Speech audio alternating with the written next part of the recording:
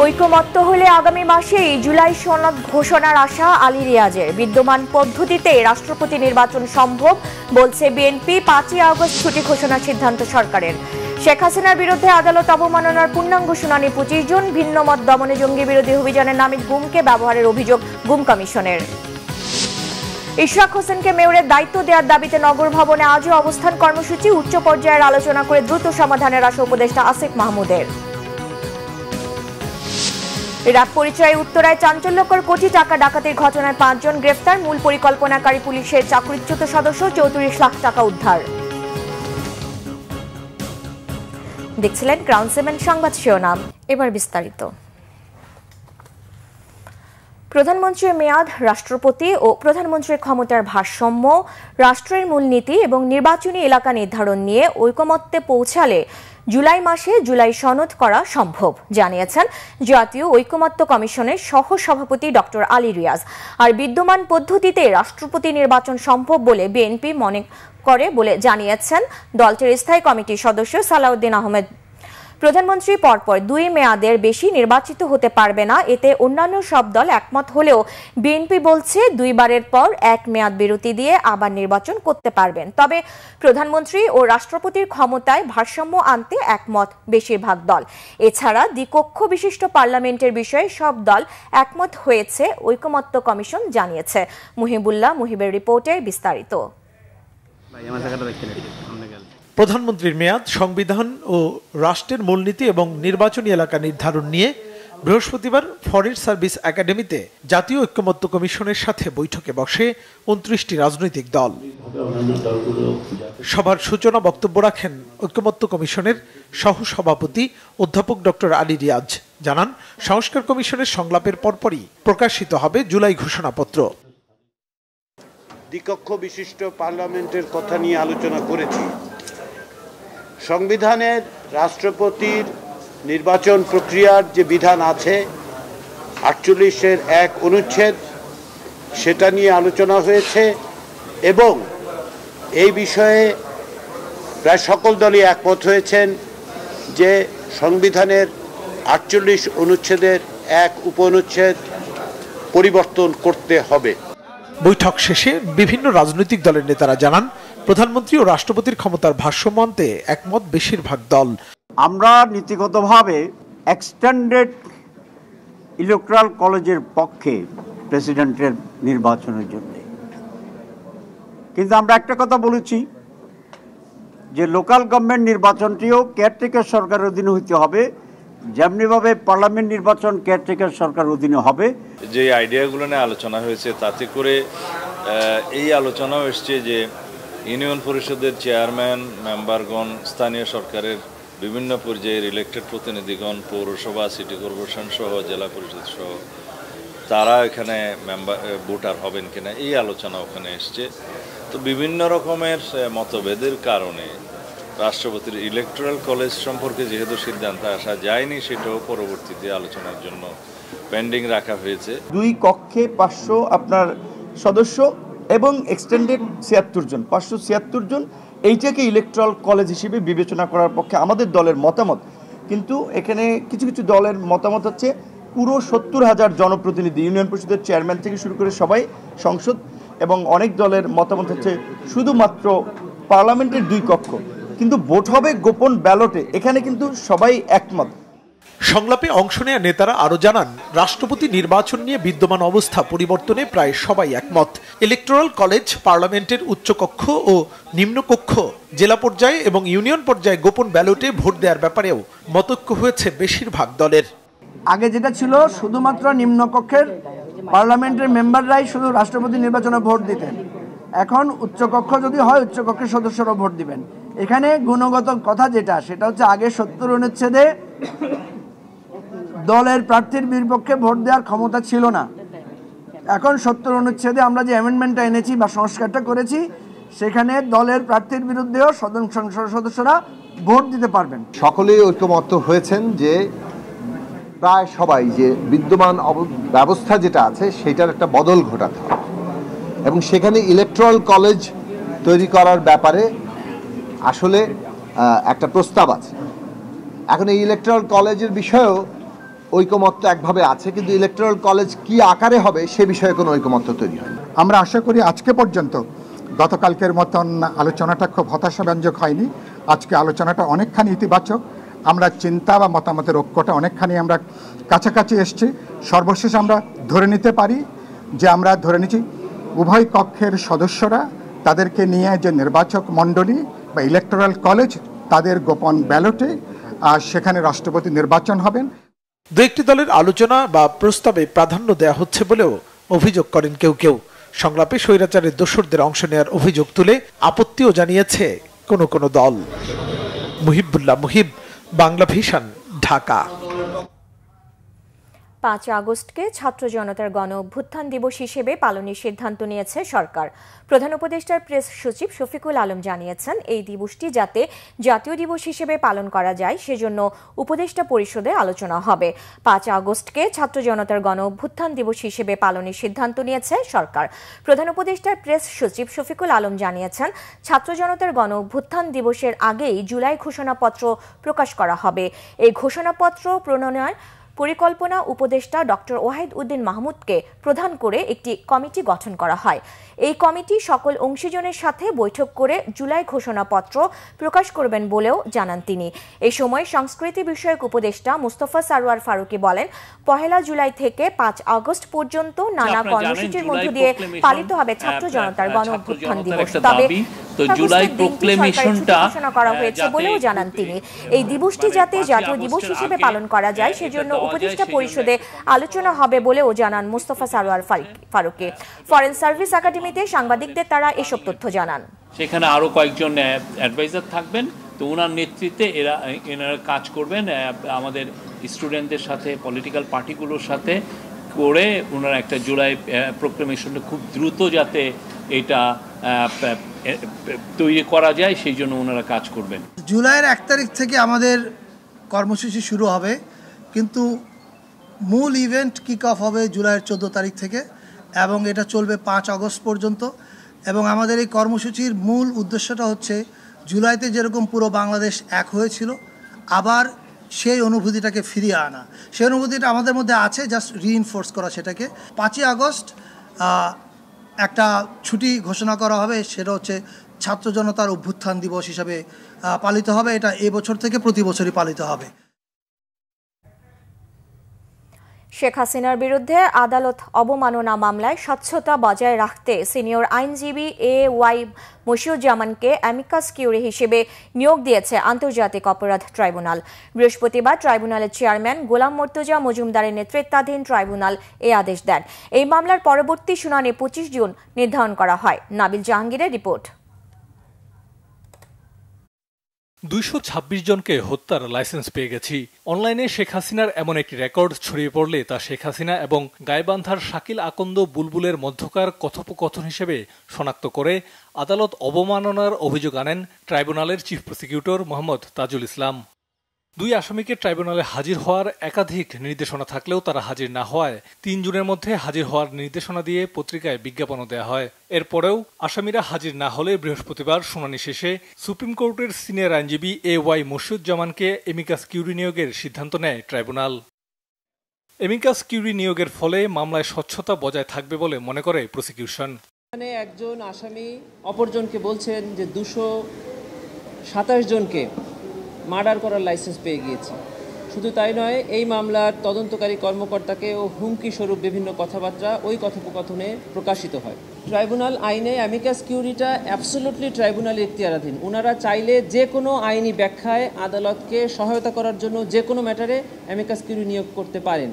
এদিন ট্রাইব্যুনালে উপস্থিত ছিলেন চিফ প্রসিকিউটরের বিশেষ পরামর্শক টবি Catman. To ensure that the process is entirely fair. So it's not for me to say that the system is perfect. It will always be subject to continuing. আমি বিভিন্ন দেশের ট্রাইব্যুনালের সাথে কাজ করেছি। আমি নিশ্চিত করার চেষ্টা করছি যাতে এই বিচার প্রক্রিয়ার স্বচ্ছতা বজায় থাকে, একই সাথে ন্যায় বিচার নিশ্চিত হয়। বিচারে আন্তর্জাতিক মান বজায় রাখা জরুরি। শেখ হাসিনার বিরুদ্ধে আন্তর্জাতিক অপরাধ ট্রাইব্যুনালে এছাড়া 2টি গণহত্যার মামলা ও একটি গুণ সংক্রান্ত মামলা চলছে। নাবিল জাহাঙ্গীর, বাংলা ভিশন, ঢাকা। রাজনৈতিক ফায়দা হাসিলের জন্য বিরোধী রাজনৈতিক শক্তি ও ভিন্ন মতাবলম্বীদের দমনে জঙ্গি বিরোধী অভিযানের নামে গুমকে ব্যবহার করা হয়েছে বলে জানিয়েছেন গুম কমিশনের চেয়ারম্যান বিচারপতি মইনুল হোসেন চৌধুরী। 1850 জনের গুমের অভিযোগের মধ্যে 253 জনকে গুম করার অকাট্য প্রমাণ কমিশন পেয়েছে বলে জানান তিনি। এসব গুমে দেশের গোয়েন্দা বাহিনীর পাশাপাশি ভারতীয় গোয়েন্দারাও জড়িত ছিল বলে জানান কমিশন চেয়ারম্যান। রিপোর্ট করছেন ইমরুল কায়েস। বিগত আওয়ামী লীগ সরকারের সময় সবচেয়ে বড় অভিযোগ ছিল গুমের। বিরোধী মতের লোকজনকে বাড়ি বা অন্য কোথাও থেকে আইন শৃঙ্খলা বাহিনীর পরিচয়ে ধরে নিয়ে পরে তা অস্বীকার করা ছিল সাধারণ ঘটনা।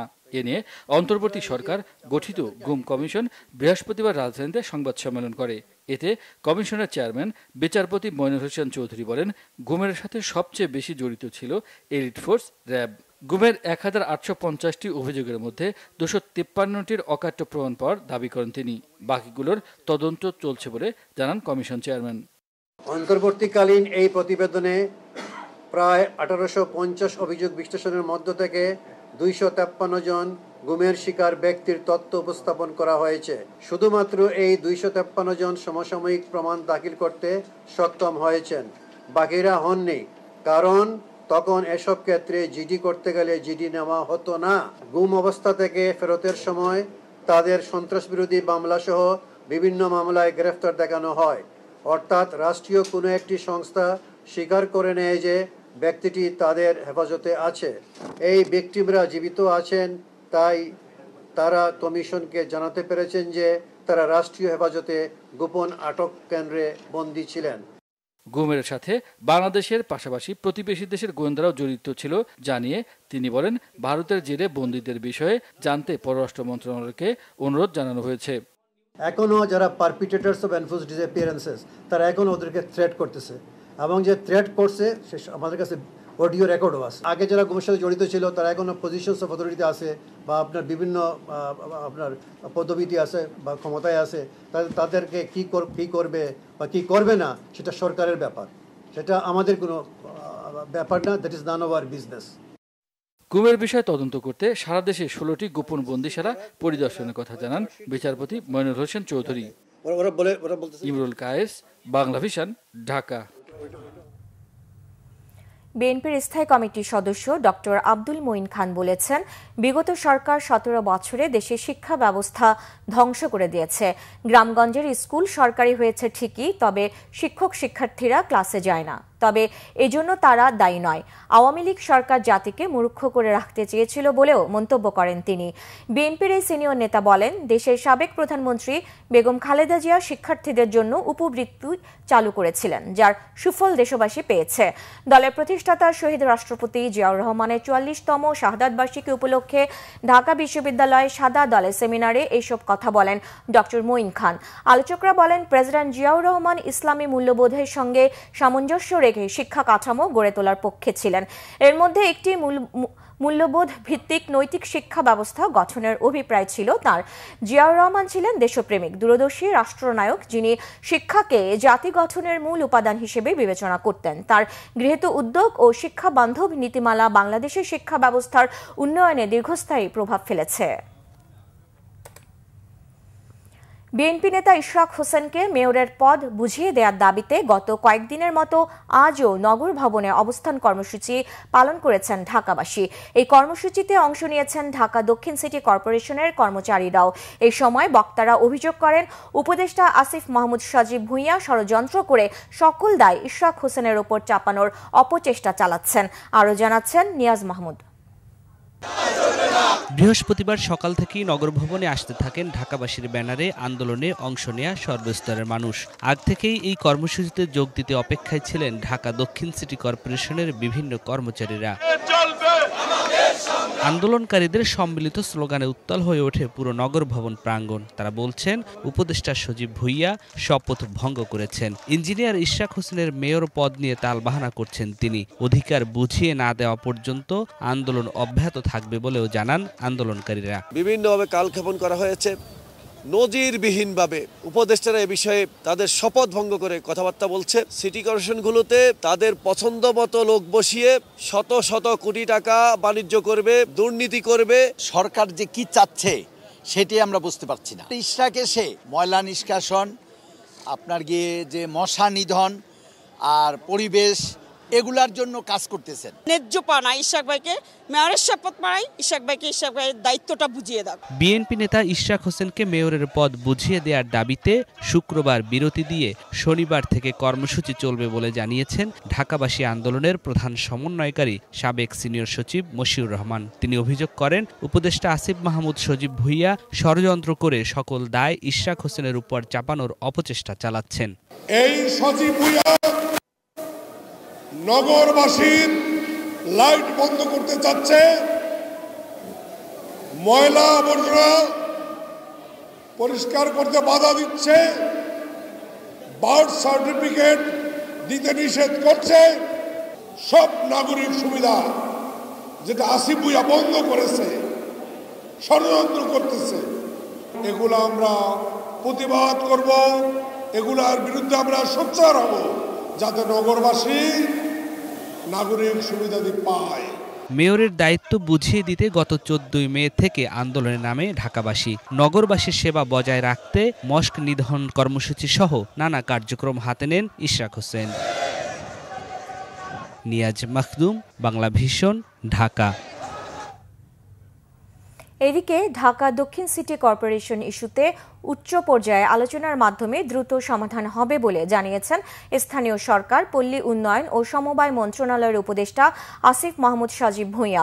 সচিবালয়ে উপজেলা পরিষদের মাধ্যমে নির্মাণাধীন পাবলিক লাইব্রেরির উদ্বোধন অনুষ্ঠানে তিনি এ তথ্য জানান। স্থানীয় সরকার উপদেষ্টা বলেন, ঢাকা দক্ষিণ সিটি কর্পোরেশনের নাগরিক সেবা যেভাবে বিঘ্নিত হচ্ছে তাতে এখন আর বসে থাকার সুযোগ নেই। এ বিষয়ে খুব দ্রুত ব্যবস্থা নেওয়া হবে। এ সময় ডেঙ্গু পরিস্থিতি প্রসঙ্গে তিনি বলেন, ডেঙ্গুর প্রকোপ নিয়ে সরকার সতর্ক রয়েছে। জানান, উত্তর সিটিতে সমস্যা না থাকলেও দক্ষিণ সিটি কর্পোরেশনের সংকটের মধ্যেই কিছু কাজ চলছে। এর আগে জুলাই গণঅভ্যুত্থানের শহীদ ও আহতদের স্মরণে 44টি উপজেলার পাবলিক লাইব্রেরির ভিত্তিপ্রস্তর স্থাপন করেন তিনি। উপদেষ্টা বলেন, উন্নয়নমূলক কাজের সুষম বন্টন নিশ্চিত করতে চায় সরকার। আছে এবং এই বিষয়ে আসলে প্রথম থেকেই এককভাবে সিদ্ধান্ত নেওয়ার কোনো বিষয় না। আপনারা জানেন যে এই সরকারে আমরা গুড কোঅর্ডিনেশনের মাধ্যমে কাজ করে থাকি। একই সাথে যখন রাজনৈতিক দলগুলোর সাথে আমরা সৌহার্দ্যপূর্ণ সম্পর্কের কথা বলি এবং সেটা রক্ষা করতে গেলে দায়িত্বশীল আচরণ আসলে প্রত্যেকের থেকেই প্রত্যাশিত। আমরা আমাদের দায়িত্বটা পালন করার চেষ্টা করছি, দায়িত্বশীল আচরণ করার চেষ্টা করছি। তবে এ বিষয়ে যেভাবে নাগরিক সেবা আসলে ডেডলকের দিকে যাচ্ছে, এ বিষয়ে আর আসলে চুপ থাকার মতো পরিবেশ পরিস্থিতি নেই এবং সরকারের উচ্চ পর্যায়ে এটা নিয়ে কনসার্ন আছে। সেখানে আলোচনার ভিত্তিতে যেটা সিদ্ধান্ত আসে আমি সেটাই বাস্তবায়ন করব। র্যাব পরিচয়ে উত্তরায় চাঞ্চল্যকর কোটি টাকা ডাকাতির ঘটনায় 5 জনকে গ্রেফতার করেছে পুলিশ। ছিনতাইয়ের মূল পরিকল্পনাকারী পুলিশের চাকরিচ্যুত একজন সদস্য, জড়িত সেনাবাহিনীর অবসরপ্রাপ্ত একজন কর্মকর্তাও। এই ঘটনায় এ পর্যন্ত 34 লাখ টাকা উদ্ধার করেছে পুলিশ। বিস্তারিত ফজলে রাব্বির প্রতিবেদনে। ঘটনা গেল 14 জুন সকাল 9টার। রাজধানীর উত্তরার 13 নম্বর সেক্টরের 12 নম্বর রোড। সিসিটিভি ফুটেজে দেখা যায় র্যাবের জ্যাকেট পরিহিত কয়েকজন লোক এক ব্যক্তিকে জোরপূর্বক নিয়ে যাচ্ছেন রাস্তার অপর পাশে দাঁড়িয়ে থাকা একটি প্রাইভেট কারের দিকে। পরে ওই লোকটির কাছে থাকা 1 কোটি 8 লাখ টাকা ছিনিয়ে নিয়ে তাকে ফেলে যায় দুর্বৃত্তরা। পরে এই ঘটনার সিসিটিভি ফুটেজ সামাজিক যোগাযোগ মাধ্যমে ছড়িয়ে পড়লে শুরু হয় তোলপাড়। অবশেষে এই ঘটনার 5 দিনের মাথায় মূল পরিকল্পনাকারী সহ 5 জনকে গ্রেপ্তার করেছে পুলিশ। বৃহস্পতিবার দুপুরে ডিএমপির মিডিয়া সেন্টারে আয়োজিত সংবাদ সম্মেলনে উত্তরা বিভাগের উপপুলিশ কমিশনার জানান, মূল পরিকল্পনাকারী পুলিশের চাকরিচ্যুত একজন সদস্য। টাকা লুটের পর ভুক্তভোগীকে তুরাগ এলাকায় ফেলে রেখে চলে যায় তারা। সেনাবাহিনীর অবসরপ্রাপ্ত সার্জেন্ট শেখ মোহাম্মদ জালালউদ্দিন ওরফে রবিউল, বয়স হবে 43-44। তাকে সে ক্যাপ্টেন পরিচয় দিয়ে চলে, তাকে গ্রেপ্তার করেছে। তাকে গ্রেপ্তার করে ডিবি জিজ্ঞাসাবাদ করে তার কাছ থেকে নগদ 63,000 টাকা উদ্ধার করেছে এবং পরে জব্দ করেছে। এবং তাকে জিজ্ঞাসাবাদ করে আরো তা জানতে পেরেছে যে সে আরো 12 লক্ষ টাকা ঘটনার পরের দিন ঢাকা ব্যাংকের একটি অ্যাকাউন্টে উত্তরায় সে তার অ্যাকাউন্টে জমা দিয়েছে এবং সেই টাকাটি জব্দ করার জন্য ডিবি পুলিশ আইনি প্রক্রিয়া সম্পন্ন করেছে সে টাকাটিও এখন আমরা আইনি প্রক্রিয়া শেষ করে হয়তো আমরা উদ্ধার করব। এই ঘটনায় আর কারা কারা জড়িত সে বিষয়ে তদন্ত চলছে বলেও জানিয়েছে পুলিশ। বাকি টাকা উদ্ধারের চেষ্টা চলছে। ফজলে রাব্বি, বাংলা ভিশন, ঢাকা। আগামী সংসদ নির্বাচনে প্রতিদ্বন্দ্বী প্রার্থীরা প্রচারে পোস্টার ব্যবহার করতে পারবেন না। রাজনৈতিক দল ও প্রার্থীর আচরণ বিধিমালা সংশোধন করে এই সিদ্ধান্ত নিতে চায় নির্বাচন কমিশন।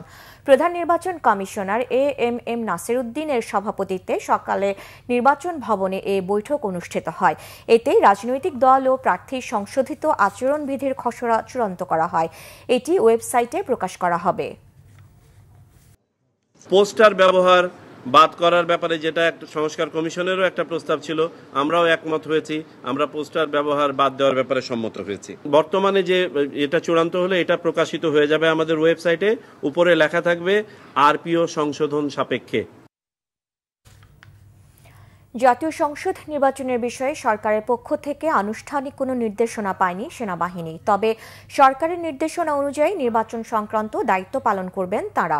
ঢাকা সেনানিবাসে সেনা সদরের এক ব্রিফিংয়ে কথা বলেছেন মিলিটারি অপারেশনস ডিরেক্টরেটের colonel staff colonel Mohammad Shafiqul Islam. জানান, মব ভায়োলেন্সের বিরুদ্ধে সেনাবাহিনীর কঠোর অবস্থানে অনেকাংশে তা কমেছে।